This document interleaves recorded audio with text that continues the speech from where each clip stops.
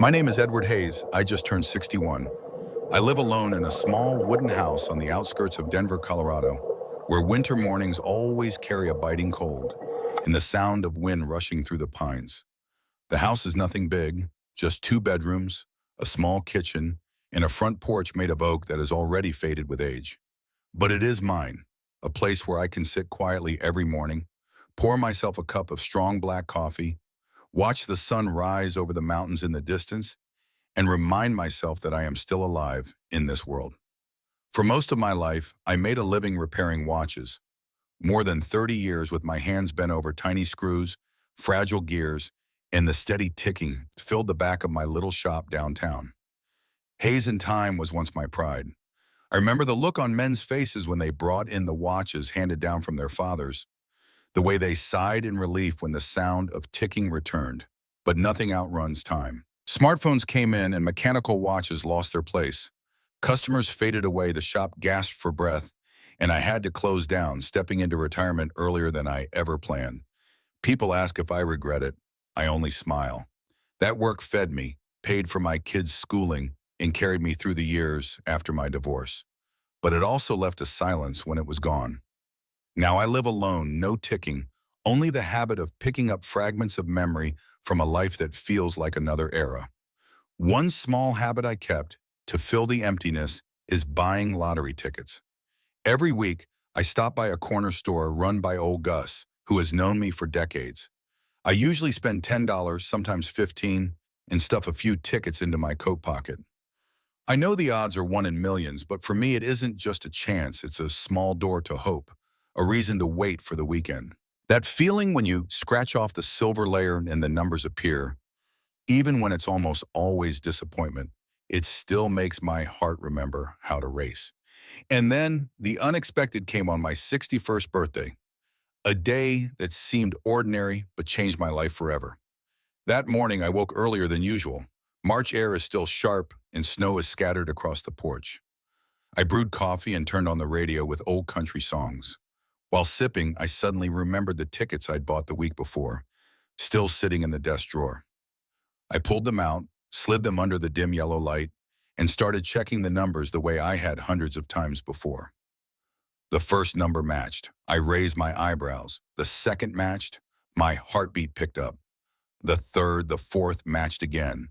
My hand trembled. I mumbled, convinced it had to be a mistake. But when I reached the last one, all six numbers lined up. I froze, my whole body stiffened. I stared again and again, eyes blurring, then grabbed my phone to check the official results. The same numbers glowed back at me. 6 cold digits, burning like fire. I had won the jackpot, $36 million.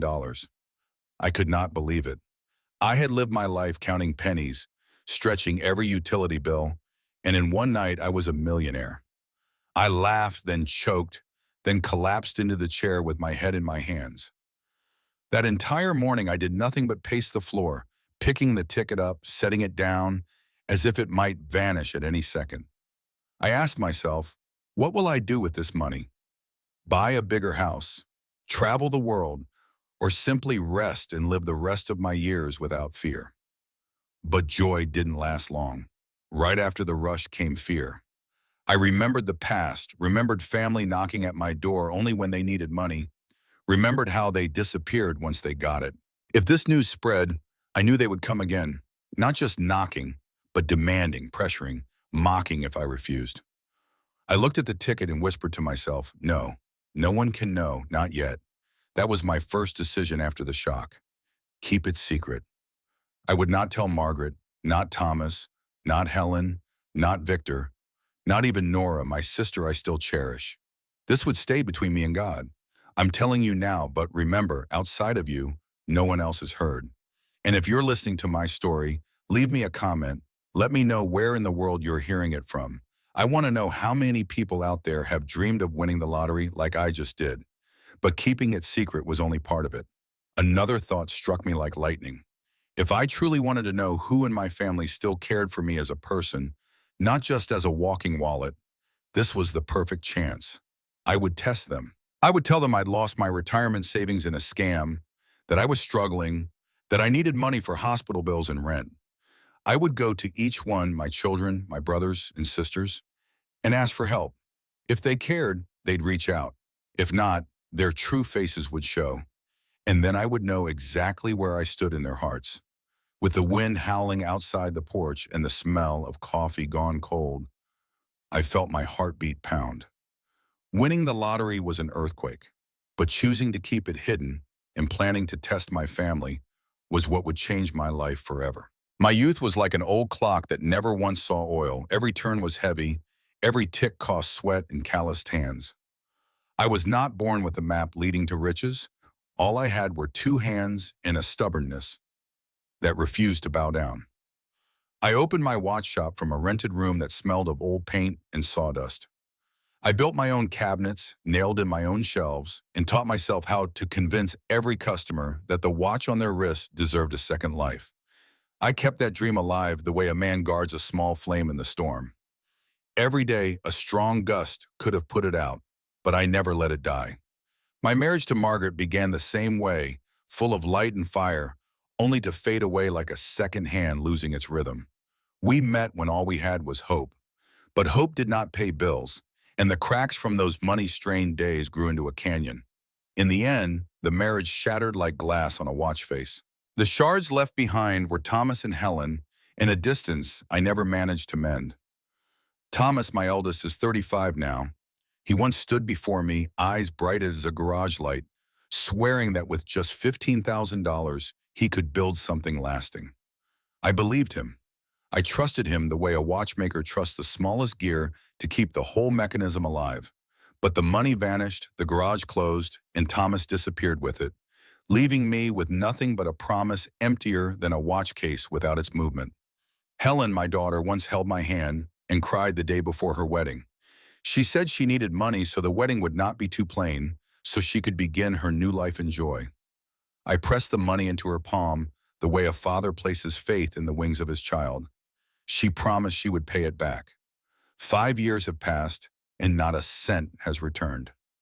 That promise sits frozen like a minute hand stuck on the dial, never moving forward. Victor, my younger brother, is no different from a counterfeit watch sold at the flea market.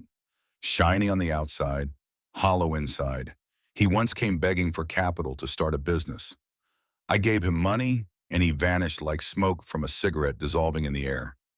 People in town whispered that he was tied up in scams. I never needed the whispers. I felt it in my bones, the way the sharp second hand cuts into your ear in the dark of night. And then there was Nora, the youngest sister, the only one who never looked at me as if I were a walking wallet.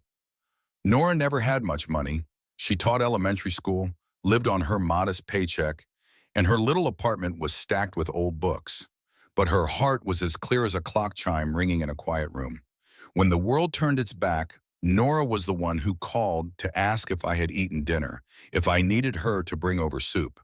To her, I was not an ATM. I was simply her brother. Those years taught me a cold lesson. Trust is a fragile clock. Place it in the wrong hands, and it will be stripped down, its finest parts taken, and all you get back is an empty shell. Thomas, Helen, Victor, Margaret, all of them forced me to slam shut the lid of my heart the way you close a wooden case over a treasured watch. Only Nora remains, the one I still dare to trust, even just a little. I tell this not to complain. I know I made my choices. I opened my wallet because I believed family was different, that sacrifice could buy love. But the truth is, the more I gave, the more I saw myself as a gear used to keep their family clock running. And when I no longer turned, they were ready to replace me with another part, cheap and easy to find. Looking back, I see my life has moved like an old clock, steady, unnoticed, until the moment it stops. Here I sit, 61 years old, in my suburban house, listening to the wind outside the porch instead of the ticking I once knew. And I know this much. If I truly want to learn who cares about me, I must set the test. Because only when the clock stops do you discover who bends down to winds it again, and who simply walks past, leaving it to gather dust. If you are hearing my story and feel something familiar stir in your chest, tell me where you are listening from. I want to hear your voice, to know there are still hearts out there not powered by money. And do not forget to subscribe because there will be more stories like this. Stories of trust, betrayal, and silent justice that may make you rethink your own family and your own life. When I decided to keep the lottery money secret, I knew sooner or later I would have to face another truth. What did my family truly see me as? So I began weaving a false story, like a watch face designed to trick the eye.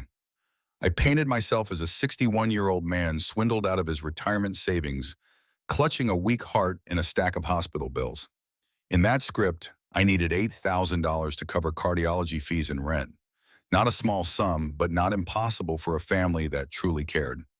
I wrote every detail down on a small sheet of paper, the way I once noted screws and gears while dismantling an antique watch. Why do I lose the money? How much was needed? My failing health. I rehearsed until I knew it by heart, so my trembling voice would sound real when I called them. The first call went to Thomas, the son I once trusted with $15,000, as if handing him the keys to a bright future. I rang on a Tuesday afternoon, knowing he would be at the garage or near his phone. He picked up after 3 rings. "Dad, what is it?" His tone was flat, without a trace of warmth. I delivered the story I had prepared. A foolish investment that swallowed my retirement.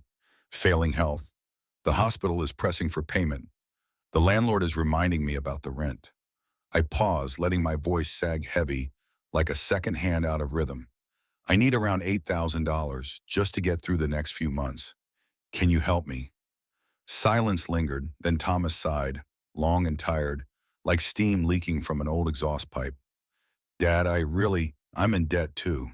This garage isn't doing well. You know that? I still have to cover the truck loan and the kids' tuition. Please understand this time. This time." The words jabbed into me like a broken hand on a clock. It wasn't this time, it was countless times. I swallowed, forced out a thank you, and ended the call. Next was Helen, my only daughter. I went to her house one weekend afternoon. The suburban home gleamed with fresh paint, a white gate, a front yard bursting with tulips. The whole place like a postcard bragging of success. Helen greeted me with a smile, handed me a cappuccino from the expensive machine on her spotless kitchen counter. I sat across from her and told the same story. I let my voice falter when speaking of my heart, let my hands shake when mentioning the bills. Helen clasped my hand, her eyes misty. "Dad, I didn't know. I care about you so much." For a moment, I believed her. Then I named the amount. "I need about 8,000. If you and Paul could help, I'll try to pay it back someday." Her face changed in a flick, quick as a minute hand snapping to the next mark. She released my hand, drew a long breath. "Dad, I wish I could right now, but Paul just paid the kids' tuition, and the hospital fees for the little one aren't cleared yet. I think maybe later, or maybe ask Thomas, or," she forced a smile, "I'll talk to Paul, but don't expect too much." I nodded, hiding the sting in my chest. I remembered her wedding day, when she cried in my arms begging for help. I hadn't hesitated then. Now she looked at me like I was a phone bill she could not afford. Last was Victor, my brother. We met at a rundown bar in town where yellow light cast shadows over faces too familiar with liquor. Victor slouched there already, wrinkled shirt, half a grin when he saw me. "You don't look as bad as they say," he opened, eyes scanning every wrinkle on my face. I told the story again. Victor listened, sipping beer, eyes distant. When I finished, he leaned back and scoffed. "Edward, you're 60 years old and you let someone cheat you out of your retirement. You need to learn how to manage money. 8,000. Sorry, I don't have it. Try Nora. She loves you." Then he laughed, hollow laughter spilling into the noise of the bar. I sat in silence, colder than the beer in my glass. That night I went home. The room was black except for the wall clock tapping away. I took out a leather notebook, once used to track maintenance for clients' watches. Now it has become the record of my so-called family. Thomas said he's in debt, refused. Distant voice, no promises. Helen pretended to care, then made excuses about kids and bills, promised to talk to her husband, uncertain. Victor mocked me, dismissed me, did not care. Each line fell onto the page like lead. I closed the book, left it on the table, and sat for hours in the dark. The house was so quiet I could hear my own heart beating, slow and heavy, like an old clock that needed winding but no one bothered to touch. I had tested them, and the result, just as I feared, hurt worse than any fall. My family did not reach out. No hand, no light, only excuses and strained smiles. Each refusal was a second-hand stabbing deeper, reminding me that in their eyes I was rust, a burden, a wallet long emptied. I closed my eyes and asked myself, if I didn't have $36 million hidden in secret, would I be sitting here planning to go on? Or would I have already given up? The question hung in my head, cold as steel, and in that moment I knew this experiment had only just begun. News traveled faster than the Denver winter wind. I do not know who Helen called first, only that less than a day after our talk in her shining kitchen, the whole family knew that Edward Hayes, the old watchmaker, father of Thomas and Helen, brother of Victor, had started begging for money. Helen turned my private words into a family anecdote, something to chew over at dinner, the way people laugh about a neighbor tripping on the sidewalk. She added details, sighed, pretended to hurt, and in the end, she dropped the line. Dad said if he doesn't have 8,000, he won't make it.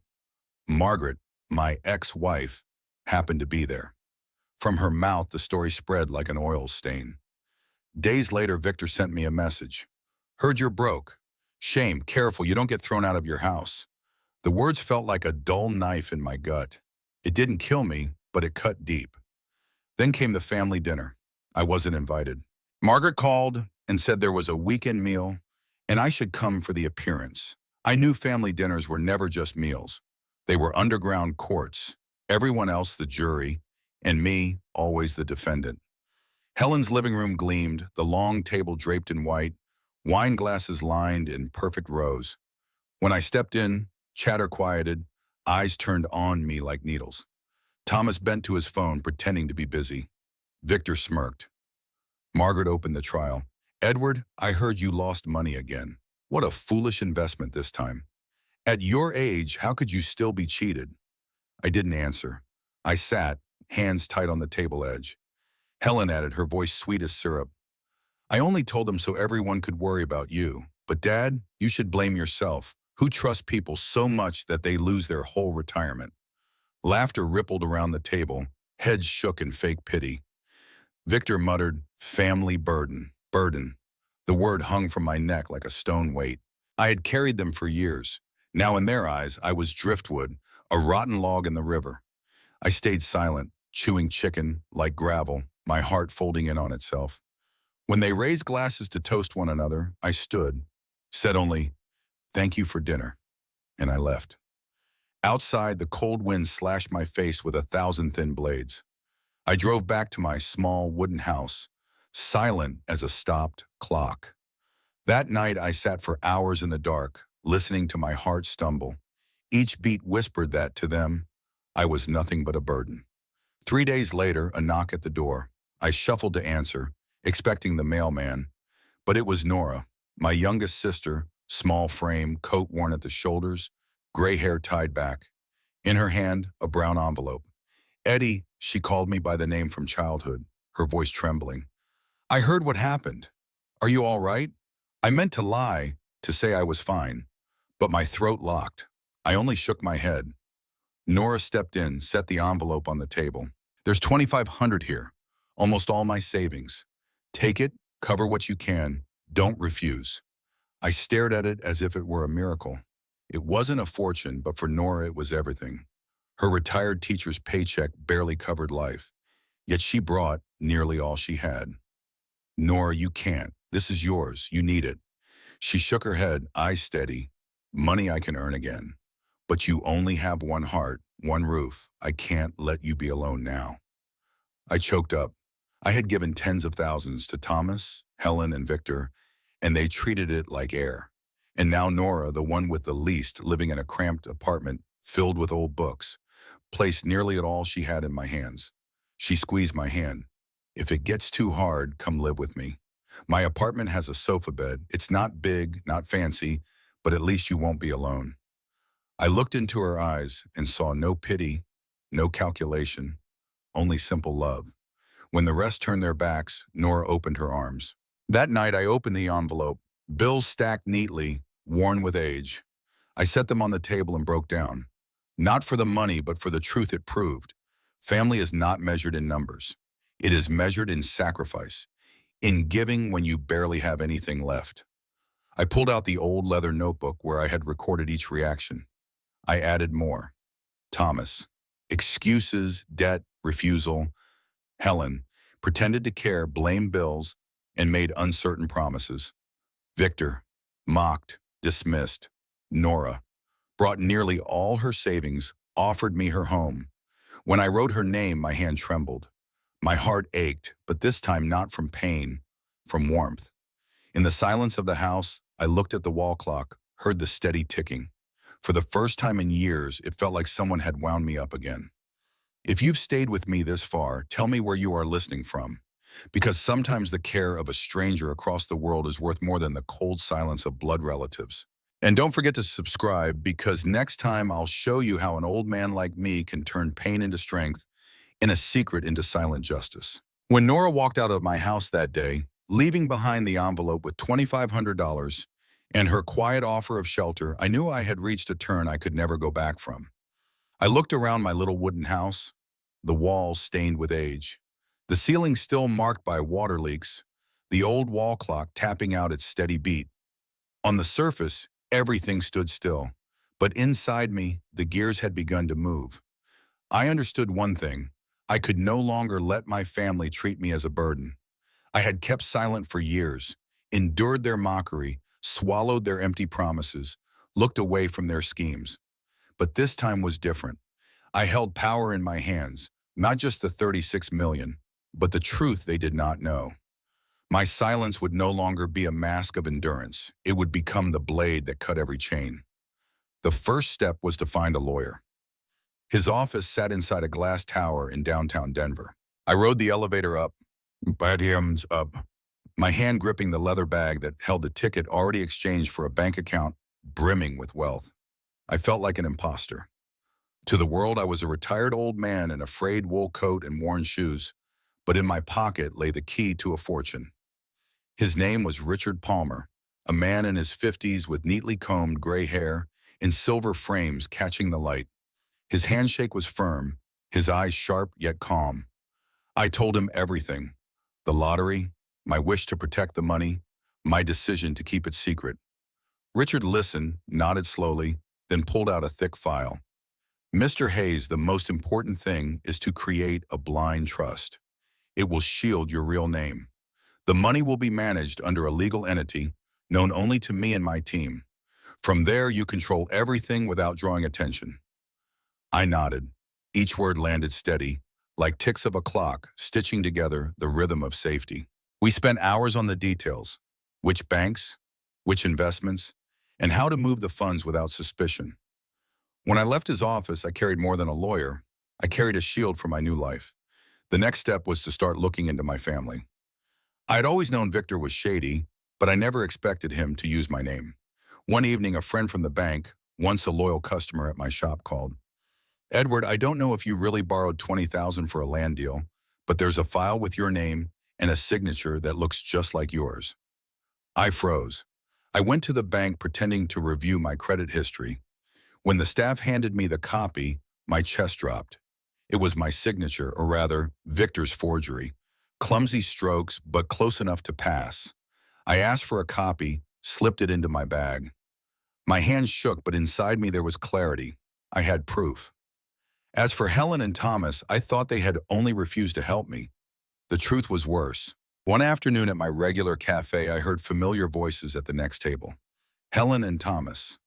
I hadn't meant to eavesdrop, but their words stabbed through me. "Dad can't keep up anymore. That old house isn't worth much," Helen whispered, sharp with scorn. Thomas gave a short laugh.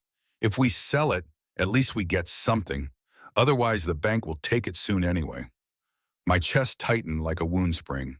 I slid my phone onto the table, pressed record. Their voices poured in, clear, merciless.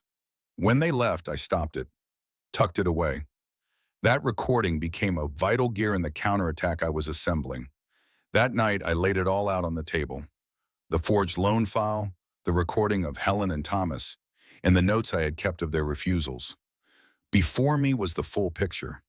My own blood had reduced me to a shadow, something to be drained and discarded. I opened my leather notebook and wrote the line, "No way back." At the same time, I began to build something else, something that would become my true legacy. Never for the traitors. I called it the Nora Foundation. I returned to Richard, told him my idea of a charity to support the elderly who had no one. I spoke of Nora, how she had brought me 2,500, nearly all she had. I wanted my millions to become a shelter for people like her, people who gave more than they had. Richard studied me, then nodded. "This is a fine idea, Mr. Hayes, and the perfect way to make sure those who don't deserve it will never touch a dime." We drafted the structure. The Nora Foundation, hidden under the blind trust, is protected by law. I signed each page, my handwriting firmer than it had been in years. Each stroke felt like carving my fate in stone. Then I changed my will. At the notary's office, my hand resting on the papers, I signed the New Testament. Thomas, Helen, Victor, erased.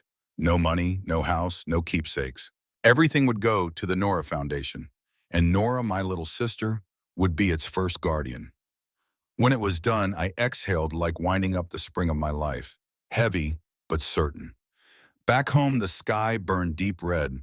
I placed the will, the forged loan, and the recording into a small wooden box once used to keep prized watches.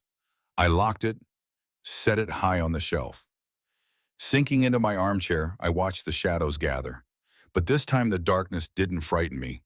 It was the pause between ticks, the silence before the clock starts running strong again. I had a plan. I had proof. I had the Nora Foundation, a light at the end of the road. And most of all, I was ready. This time, no one would ever call me a burden again. This time, I would decide the rhythm of the family clock. I chose a Saturday afternoon for the family meeting. Not Helen's postcard perfect house. Not the noisy bar where Victor liked to linger. I invited them to my place, the small wooden house on the edge of town, where the walls had darkened with age and the floor creaked under every step. I wanted them to see I did not need a table dressed in white linen to tell the truth. Before the hour came, I set everything out on the table. The files from Richard the lawyer, the copy of the forged loan, and the recorder with the cafe conversation were saved inside. Beside them, I placed an old pocket watch I once repaired for a loyal customer and kept after he died. To me, that watch was a symbol. Every gear eventually reveals the truth once the case is opened. Nora arrived first. She carried a basket of homemade cookies, set it down on the kitchen counter, and then sat beside me. She didn't say much, just laid her hand on my shoulder, her eyes speaking for her. "You're not alone." Then the others trickled in. Thomas came first, eyes stuck to his phone. Helen followed, pale blue dress, red lips, her face wearing false concern. Victor showed up late, the smell of beer clinging to his coat. Margaret walked in with Helen, her eyes cold. When everyone was there, I stood. "I asked you here today," I said evenly, "not to beg for money, not to listen to more pity. I asked you here for the truth." Helen forced a smile. "Dad, the other day, I raised my hand. "No, Helen. This time we will listen to evidence, not gossip." I pulled the first sheet from the folder and held it up. "This is a loan for 20,000 under my name, signed and dated. But this handwriting is not mine. It is Victor's." The room went still. Victor laughed, uneasy. "Edward, come on, nobody believes a piece of paper like that." I laid another sheet on the table, pushed it toward them. "This is the bank's verification, with a signature analysis. I've worked with my lawyer. This is not just fake paper, Victor. This is a crime." Sweat broke on his face. He said nothing. I turned to Helen and Thomas. "And this?" I pressed play on the recorder. The hum of a cafe filled the room, then Helen's voice came clear. "Dad can't keep up anymore. That old house isn't worth much." Then Thomas. "If we sell it, at least we get something." Helen's face drained of color. Thomas dropped his phone, stunned. I stopped the recording, set it down, and looked at each of them. "That is what I heard, what I captured. You can excuse it, defend it, but the truth is clear. In your eyes, I am nothing but a rotting house to be sold, a name to forge, an old man to exploit. Margaret sighed, her voice sharp. Edward, you're making this bigger than it is. This is family. I met her eyes. Family does not forge signatures. The family does not plan to sell the house while the owner is alive. Family does not turn hardship into a dinner table joke. If this is family, then I have lived in a prison, not a home. I drew a breath and spoke, each word steady. From now on, I will not be anyone's source of money. Your chances to take advantage are over. The room froze. Helen opened her mouth, then closed it. Thomas stared at the floor. Victor's smirk slipped into silence. Margaret frowned, but no argument came. I pulled out another stack of papers, laid them on the table. This is my new will, certified by a lawyer. Every asset I own, this house, the money, anything else in the future, will not go to those who betrayed my trust. I've signed it, and the law will stand with me. Richard, my lawyer, stood by the door. I had asked him to witness. He nodded at them, confirming every word. The air thickened. I looked around, then let my eyes rest on Nora. She had sat by me from the start, quiet but proud, her hand still resting on my shoulder, steady as a minute hand keeping the clock alive. I turned to the others. You think I am weak, easy to use. You think I will stay silent. But remember this, a clock can be old, scratched, but the gears inside remain sharp, still able to run. And once I decide, nothing turns back. No one spoke. That silence was the clearest answer. When the meeting ended, they shuffled out without daring to meet my eyes. Victor muttered about lawyers. Helen tugged Margaret away in haste. Thomas walked out with his head bowed. Only Nora stayed. She looked at me, smiled softly, her eyes warm. You did the right thing, she said. I nodded, my heart light as a watch freshly wound. This was not an ending. This was the beginning of a new rhythm, a rhythm I chose for myself. I once thought justice was something distant, found only in courtrooms with red seals and the sound of a gavel striking. But watching what unfolded in my own family, I learned that justice sometimes comes quietly, like a crack spreading across glass. No noise needed, only time. Victor was the first to fall. The forged documents with my signature, the loans he signed in under my name, all of it came to light. My lawyer filed everything with the court, and within weeks, Victor was sued for forgery and financial fraud. He lost his business license. The shell companies he built with borrowed money vanished like smoke, and soon after Victor declared bankruptcy. I felt no triumph. I only saw the truth I once refused to admit. Victor never saw me as a brother, only as a walking wallet. Now that the wallet was locked, he had nothing left to hold on to. Helen and Thomas were no different. The old debts, the money borrowed from me and forgotten as if nothing ever happened, all exposed in legal files. I did not have to say a word. Truth carried its own weight, and when set before those who once dismissed me, it became the heaviest judgment. I rewrote my will, removed their names. When I signed the papers, my hands shook, not from regret, but from a relief I had never known. I had cut the cords tying me to those who drained me of family and left nothing in return. Margaret, my ex-wife, learned of it through others. One morning, an envelope appeared in my mailbox. Inside was a letter written in her familiar, careful hand. Edward, you are too heartless. No matter what, they are still your children. I folded it, placed it in the desk drawer, and left it unanswered. That woman had abandoned me in the hardest years, had watched our children use me, and never said a word. So what right did she have to scold me now? I no longer had the strength for excuses or arguments. I chose silence because silence is sometimes the clearest answer. News spread, as it always did, faster than I imagined. At the cafe down the street, I heard whispers. Victor's name followed by the word fraud. A neighbor stopped by, shook her head, and said, Edward, you did right. Everyone sees it now. Greed can never hide for long. I only smiled. I did not need the town on my side, but truth has its own way of showing itself. Thomas tried to call several times, his voice trembling in the messages, saying he just wanted to explain. I never picked up. Helen sent an email claiming it was all a misunderstanding, that she truly cared for me. I read it once, then deleted it. Those words came too late, and I knew that if I still had money in their hands, they would not have rushed to show regret. Justice is not always police at the door or a crowded courtroom. Sometimes justice is nothing more than deceit meeting the truth it tried to deny. The consequence is not a prison sentence, but the loss of trust, the loss of a place within a home called family. Only Nora remained. My little sister, with her modest teacher's pension, was the only one who reached out when I was weakest. When everyone else turned away, Nora brought her envelope of savings, and more than that, she brought the kindness no one else in our family ever gave me.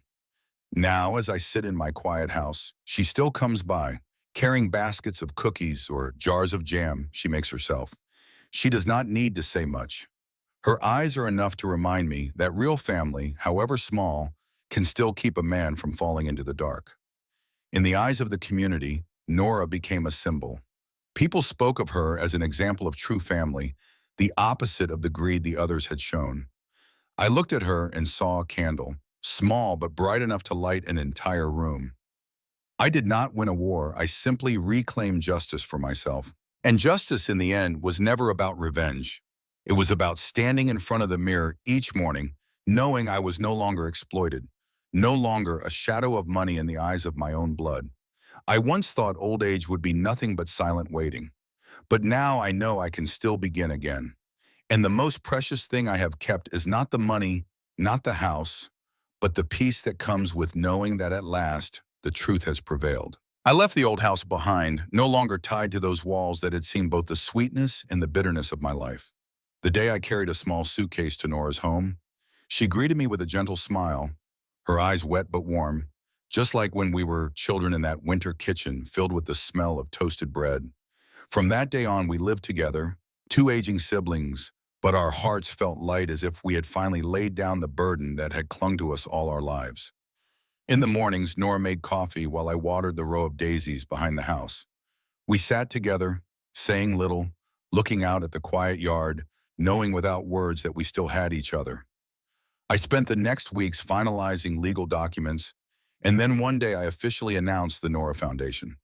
The fund bore my sister's name, not because she asked, but because I wanted the world to know that in the darkness of betrayal, there was still one light that had never dimmed. The purpose of the foundation was clear: to provide medical support and shelter for the elderly who had been abandoned by their own families. I knew that feeling too well, and I could not bear the thought of others going through it alone. News of the Nora Foundation spread quickly. Some who once mocked me now tried to call, sent letters, desperate to prove they still cared. I gave no reply. I had chosen a different road, the silent one that carried more weight than words. Instead of letting my money fall into greedy hands, I turned it into a lifeline for those who truly needed it. That was, I knew, the only meaningful way to spend it. One autumn afternoon, Nora and I stood before the old watch shop where my father once worked, the place where so many of my memories began. Now it had been restored, a new sign hanging quietly. Nora Foundation, the polished wooden frames, the clear glass reflecting the setting sun. I stood there, my heart weightless. Life's wheel had brought me back, but with a new meaning. Nora held my hand, small but steady. I turned to her and said, my voice rough but firm, money doesn't change people. It just shows who they really are. She nodded, her eyes glowing with peace, as if at last we had found our own kind of justice. My story ends here in front of that humble sign. But for you, I want to leave a question. If your family turned away from you when you needed them most, would you stay silent and endure, or would you face the truth? Silence does not always mean weakness. Sometimes it is the preparation for a greater answer. Thank you for listening to my journey. If this story touched your heart, subscribe and stay with me for the next ones, where silence, truth, and hope always find their voice. There are times in life when we think money ties a family together. In reality, it only reflects who they are. I lived through the pain of being betrayed by my own blood, watching their fake sympathy cover up cold calculation and greed. When you have lived most of your life, the deepest hurt is not the lack of money. It is realizing that in the eyes of some, you are nothing more than a wallet that breathes. Yet in the place where despair should have swallowed me, I found hope. The one with the least money in my family gave me the most: sincerity, care, and true kinship. Nora did not bring riches. She gave me something far greater. The belief that I was still a brother, not just an opportunity. From that, I learned that loud revenge is never needed. Silence, truth, and the law are enough to expose deceit. More importantly, I learned to give what was left of my life to something meaningful, to help the lonely elderly so they would never endure the abandonment I once knew. The Nora Foundation was not only a charity. It was proof that a person can fall under betrayal, but also rise from that same pain to give hope to others. Money can expose the worst in people, but it can also build a legacy of kindness. I chose the second. I no longer grieve those who turn their backs. They proved the saying true. Money does not change anyone. It only shows who they really are. If you are hearing this story, maybe you too have felt betrayal, neglect, or the loneliness inside your own home. Remember, you are not alone. There is always another road, another place, and people worthy of your heart. So I ask you, if one day those closest to you turn away when you need them most, will you choose to suffer in silence, or will you find the courage to face it and write a new story of your own?